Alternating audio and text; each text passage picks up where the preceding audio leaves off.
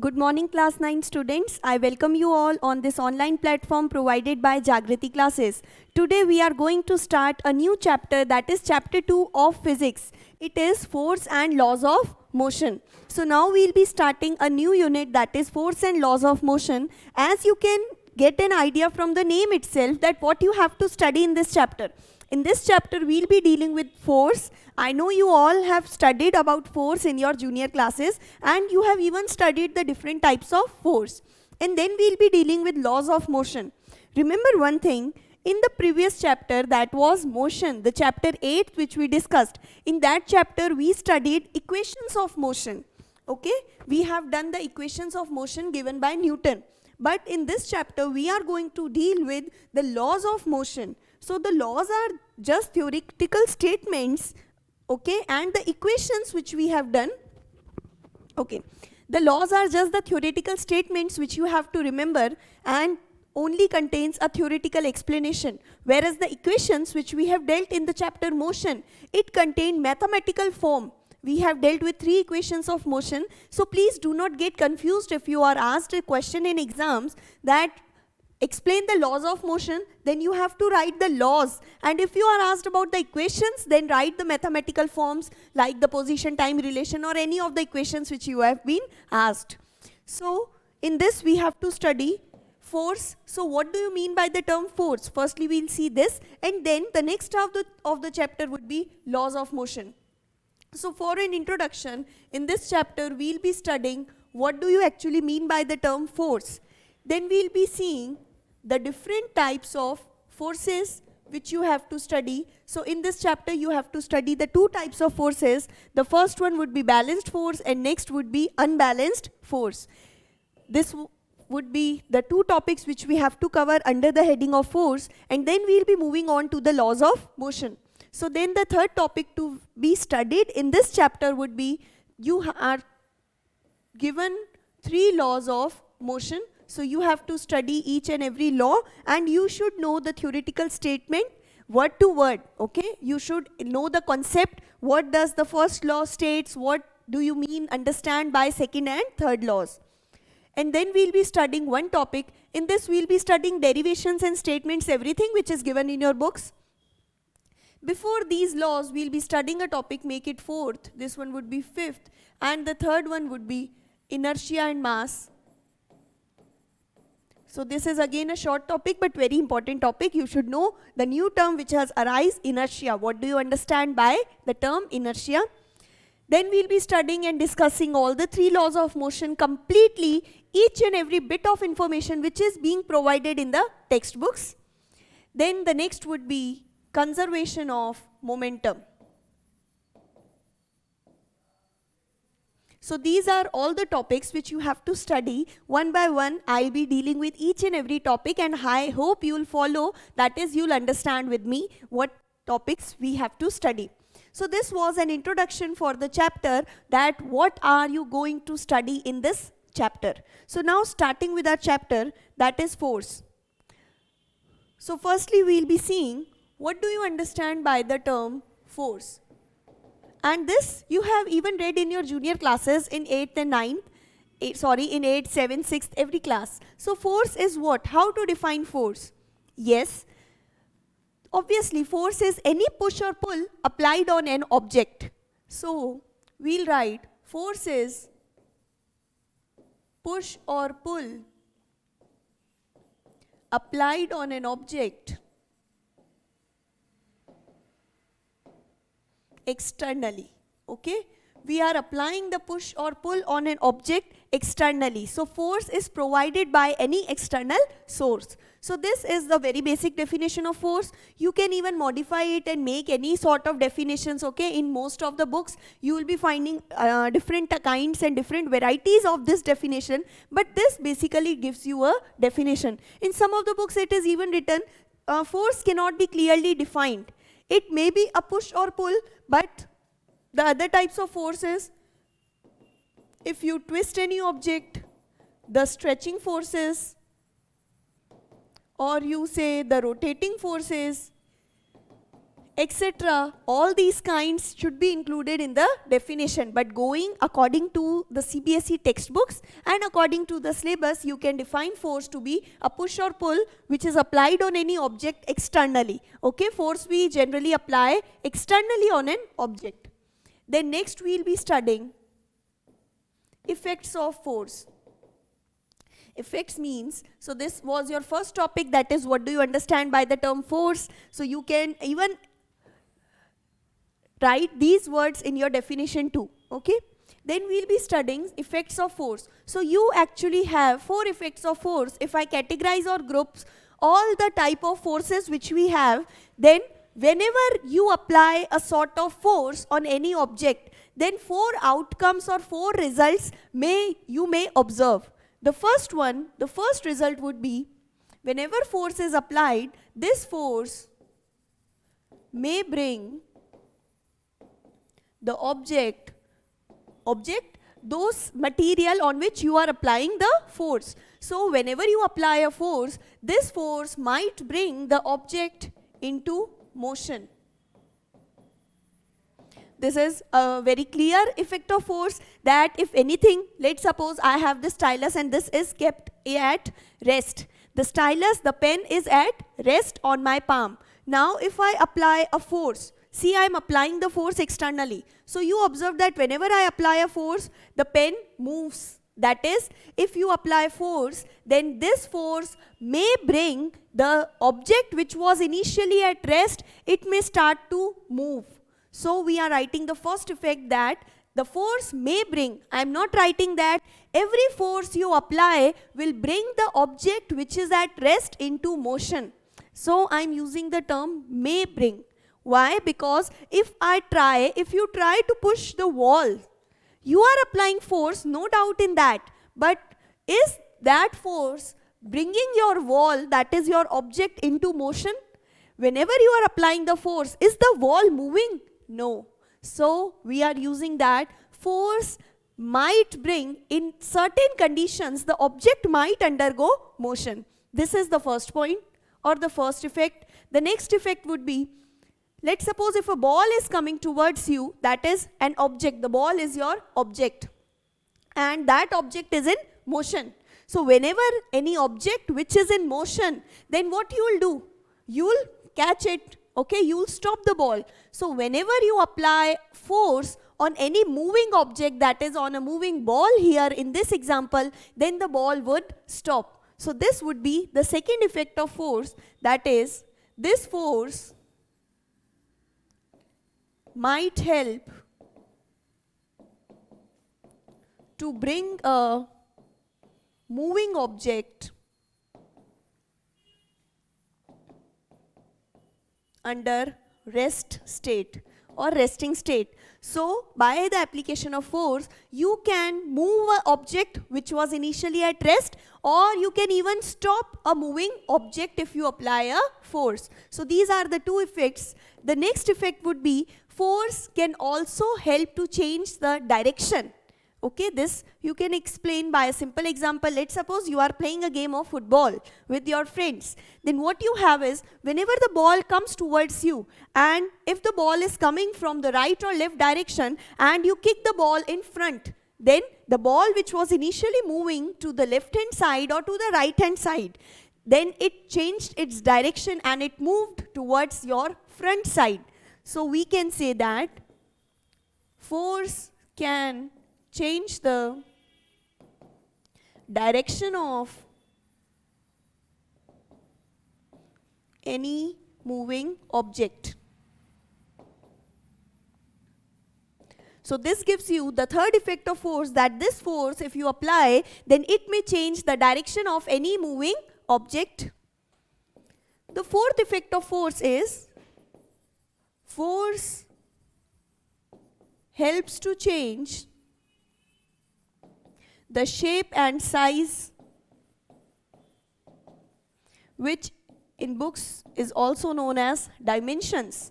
Dimension means the shape and size of the object. So force helps to change the shape and size of any object. This gives you the fourth effect of force. Can you think of any example in which you apply force and the shape and size of the object gets altered or gets changed? A common example might be a sponge.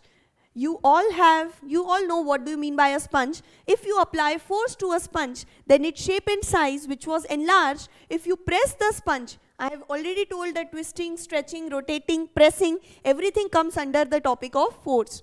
So if I compress the sponge or if I press the sponge, how am I able to press it? By applying a force. Then its shape would get changed, it would get reduced in size. So we can say if you stretch a rubber band, then you see that a rubber band when stretched, its size increases or it changes the shape. It is true that once you remove the force, it again regains its original position. But we have written that once you apply force, it can change the shape and size of the object. And if you apply high amount of force or very excess amount of force, then the object might break off. Let's suppose if I am applying a very high amount of force on this, it might break off. So excess force also breaks up the objects.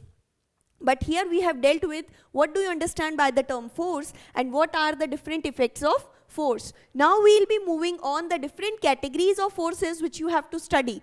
You have to study the two types of forces. First one would be balanced force and the next is unbalanced forces. Balanced force is what? Whenever you apply force, let's suppose this is your object. One thing is pulling this pin with a force of 10 Newton. Okay, firstly we have discussed force. Now we will be seeing the formula for force. So the formula of force is denoted by the letter capital F, and this force is equals to mass of the object multiplied by acceleration of the object. So the formula of force in symbolic form would be F equals to ma. And this formula of force will also be deriving from the second law of motion. But for the sake of now, we are dealing that formula for force is F equals to ma, and this formula we will be deriving when we will be discussing the second law of motion. Then you have unit of force. So the SI unit of force, that is the standard internationally accepted unit, is Newton. And this is represented by the symbol of capital N here. So remember the SI unit of force is Newton. And if you say Newton is what, then you can derive from this formula. See, I have told you how to derive units from the formula. Force is what? Mass into acceleration. For deriving the SI unit of force, we need to use the SI unit of mass and SI unit of acceleration. So SI unit of mass, if you remember, it is kg, and SI unit of acceleration. Do you remember the SI unit of acceleration from our previous video lectures when we discussed the topic acceleration? In chapter 8, motion, we have discussed everything. So the SI unit of acceleration is meter per second square.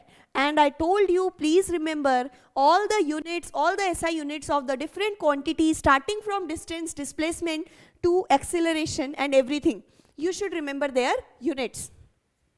So this gives you a unit of kg meter per second square. And this unit is actually abbreviated as Newton. So if you are asked the SI unit of force, then you might write Newton, a single word, and you should know Newton is equal to what? So 1 Newton is equal to kg meter per second square. This is also the SI unit of force. And for writing whole of the unit again and again, it is abbreviated with a short term Newton, that is simply putting a capital N symbol after your answer, after the value of the force which you obtain in numericals. So this was the formula and the unit of force. One other common unit which you will be observing in certain numerical calculations is the other unit of force, which is very commonly seen during calculations, is dyne. So remember, dyne is also a unit of force. And now remember 1 Newton there is a relation. If you need to convert, if you get the answer in dynes and you need to report the answer in SI unit, that is Newton, then 1 Newton is equals to 10 to the power 5 dyne. So this is the interconversion relation between Newton and dyne. That is 1 Newton is equal to 10 to the power 5 dynes. So this kind of relation you should remember, and you should know the formula of force and the unit of force. Now we are starting with the two different categories of force which you have with you. One is balanced force, the next one is unbalanced force. See, the diagram which you observe, okay, we are doing the types of forces. So you have two kinds of forces. The first one is balanced force, and the next one we'll be dealing in the next slide, that is unbalanced force. So what do you mean by balanced force? I'm trying to explain you with this example. See, this is the object. What is this? This is a game, you know. This is tug of war going on between two teams. Let this be team 1 and this is your team 2. Both the team has 3 players, so it is fair enough. Now we know that stronger team would win. Let's see. These all players, that is team first, is applying a force of 300 newtons. I told you Newton is the SI unit of force. Force is measured in newtons. So first team is applying a force of total 300 newton on this rope, whereas the second team is also applying the same amount of force, that is 300 newton. So this is an example of balanced forces. So the first point, if we write in balanced forces, such forces in which equal magnitude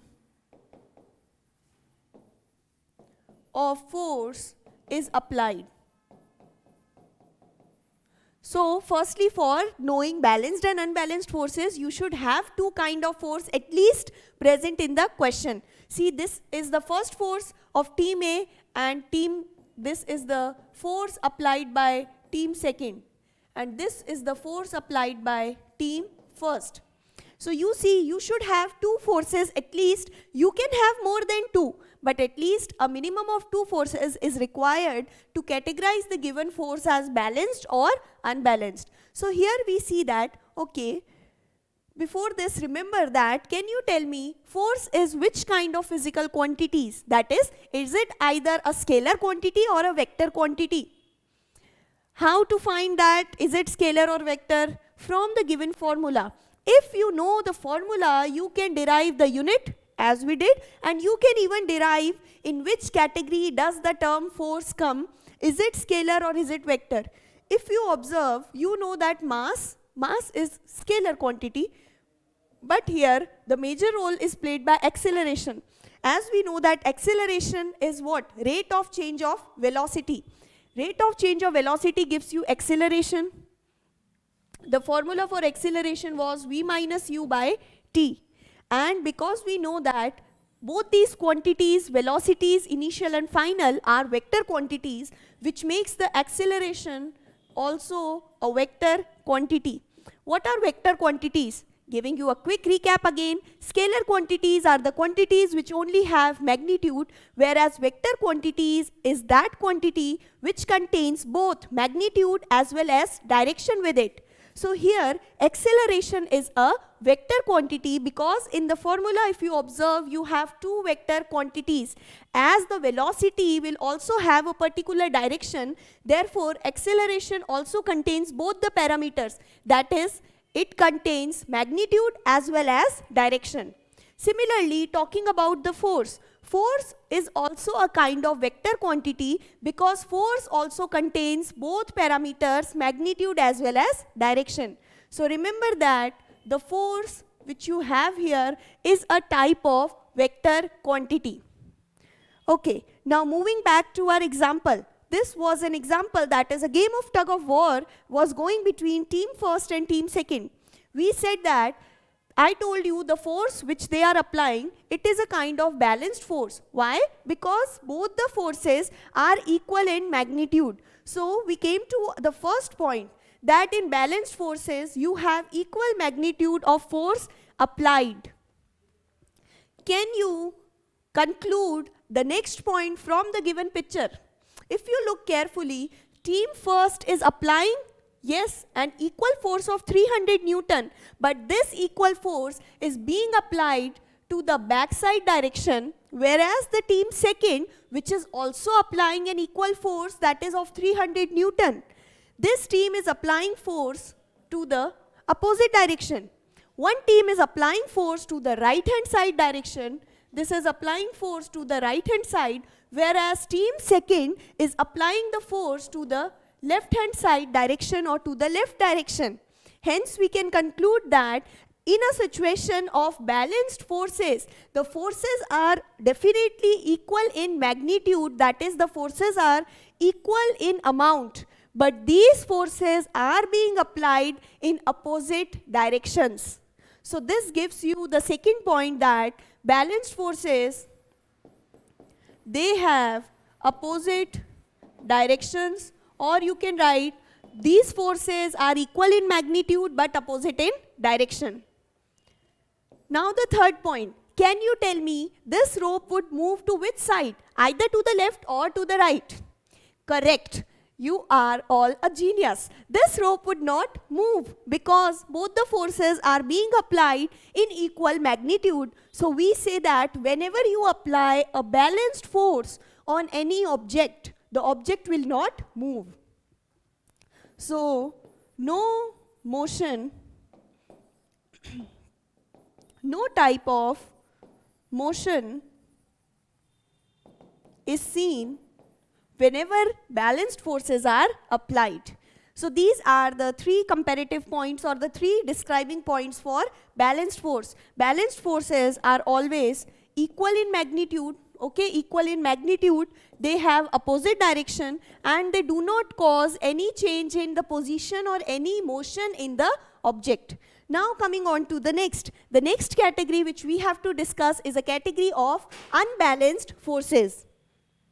See, you have now the second example, and this second example shows you the next category, that is the category of unbalanced forces. So what do you mean by the term unbalanced force? So unbalanced force, see here, the magnitude of force applied by team first is 400 Newton, whereas the magnitude of force applied by team B is 300 Newtons. So you can say that whenever which forces would be called as unbalanced, which are not equal in magnitude. Magnitude means amount. So the first force has a magnitude of 400 Newton, whereas next has a magnitude of 300 Newtons. So we say that unbalanced forces are those forces which are unequal, or you can write which are different in magnitude. So unbalanced forces are those forces which are unequal in magnitude. Now coming on to the direction. In this you can see that the applied direction of both the forces is opposite. But for unbalanced forces, there is no necessity that every time the direction would be opposite. So we can write the direction of these forces may be same, may be the same, or it may be different. You have the picture in front of you in which the direction of the forces is different, that is, both the forces are working in opposite direction. Let's suppose another example, you have the direction different in this picture, but if I tell you that direction can also be same. Taking an example, you have a box, okay? Now we are applying a force of 1 Newton on this box, and the second force is being applied by another person of 3 Newtons. So you see that both the forces are not equal in magnitude. When the forces are different in amount or different in magnitude, we call these forces to be unbalanced forces. Now next what you have? See, but the direction of application of both the forces is towards the left hand side. This means that these are a pair of unbalanced forces, but they have the same direction. So this is the case for different directions and same direction. Now next what we have is, during balanced forces we said that such forces do not cause any change in position of the object, or they do not bring any sort of motion. But here what you have, such forces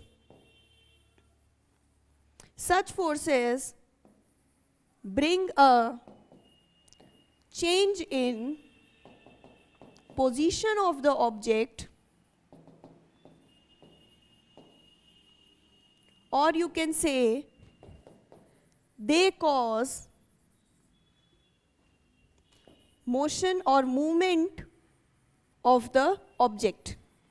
That is, balanced forces, they do not cause any sort of change in the position, or they do not cause any sort of motion.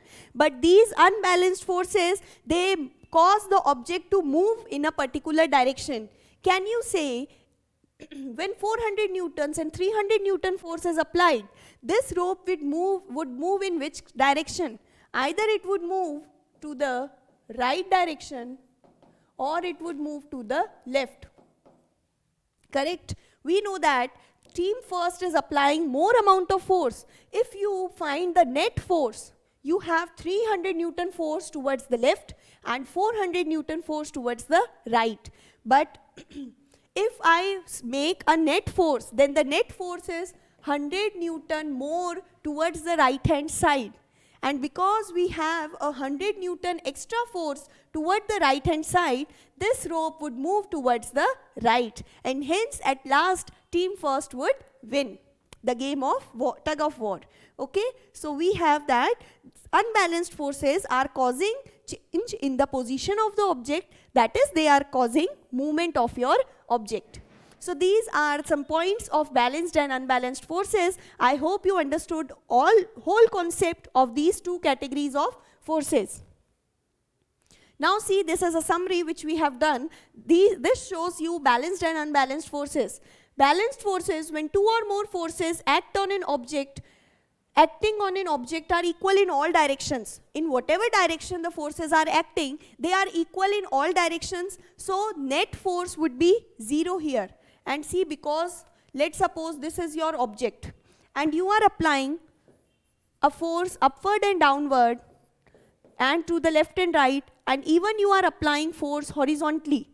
Because all the forces are equal in opposite in direction and equal in magnitude. Remember, for balanced forces you have equal and opposite force. Equal in amount, that is equal in magnitude, but opposite in directions. So you see the arrow first and arrow second, these are equal forces, but these are applied in opposite direction. These two also are equal but in opposite direction. And the diagonal forces are also equal in amount but opposite in direction. So will this box move? No, because all the forces would cancel the effect of each other and this box would remain in the position which it is kept initially or originally. So we say that balanced forces are equal in magnitude and opposite in direction. And then the next point is, it results in no net movement. That is, you do not have any kind of movement when you apply balanced forces. Whereas coming on to the next, unbalanced forces, when two or more unequal forces. Unequal means these forces are different in magnitude, but they may have same direction or different direction. Okay. Then next is what? The object moves in the direction with more force. We have seen that because team first is applying more amount of force, that is a force of 400 Newton. And this 400 is more than 300. So the rope would move towards team first. And here the same is written, that the object moves in the direction wherever more force is applied. Then the next point is, net force is the difference between these forces. If I tell you to find the net force, which we found, difference means you have to subtract both the forces, which gives you the value of net force which is actually being applied on the object. So here, if you calculate the net force, net force is larger force minus the smaller value of force, which is 400 newtons minus 300 newton, and this would give you a net force of 100 newtons. So the net force is the difference between both the forces, and here the net force comes out to be 100 newtons. So this was a summary for the two categories of forces, that is balanced and unbalanced forces.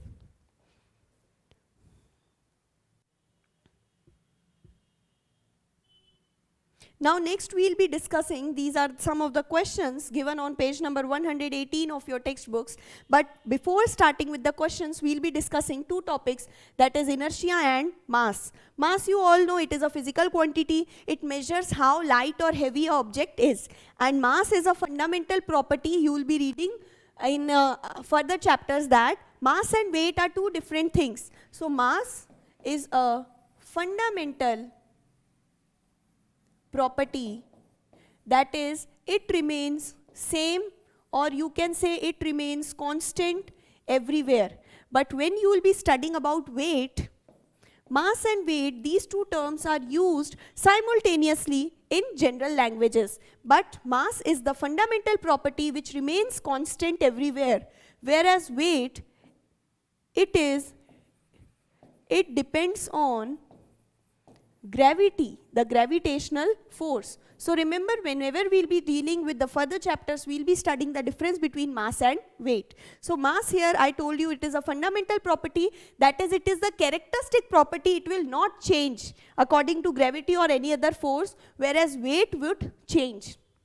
But here we have to discuss mass and inertia. Mass, I have already told you. What do you mean by the term inertia here? So inertia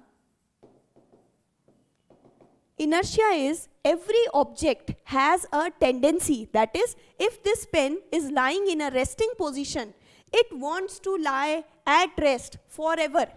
Okay? If any object is walking, or if any ball is moving, it is in motion, then that ball will try to remain in motion. This is the natural tendency of every object. Okay? So inertia, it is defined as, it is the natural tendency. It is the natural tendency of any object